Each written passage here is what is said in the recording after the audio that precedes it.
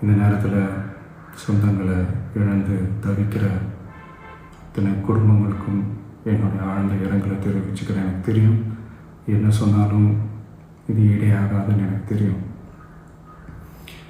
ஹாஸ்பிட்டலில் ட்ரீட் பண்ணிகிட்ருக்கிற எல்லாருமே சீக்கிரமாக க்யூர் ஆகி வரணுன்றதை இந்த நேரத்தில் நான் வேண்டிக்கிறேன். கூடிய சீக்கிரமே உங்கள் எல்லாரையும் நான் சந்திக்கிறேன். இந்த நேரத்தில் எங்களுடைய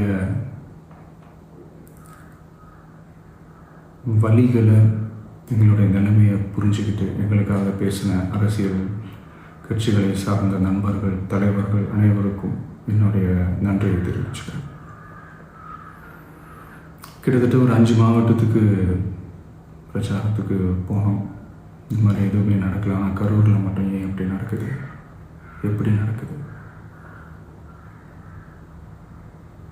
மக்களுக்கு எல்லா உண்மையும் தெரியும்.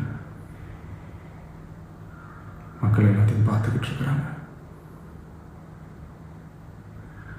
கரூரை சேர்ந்த அந்த மக்கள் அந்த உண்மையெல்லாம் வெளியில் சொல்லும்போது எனக்கு கடவுளே நேரில் வந்து இறங்கி அந்த உண்மைகள்லாம் சொல்கிற மாதிரி எனக்கு தோணுச்சு.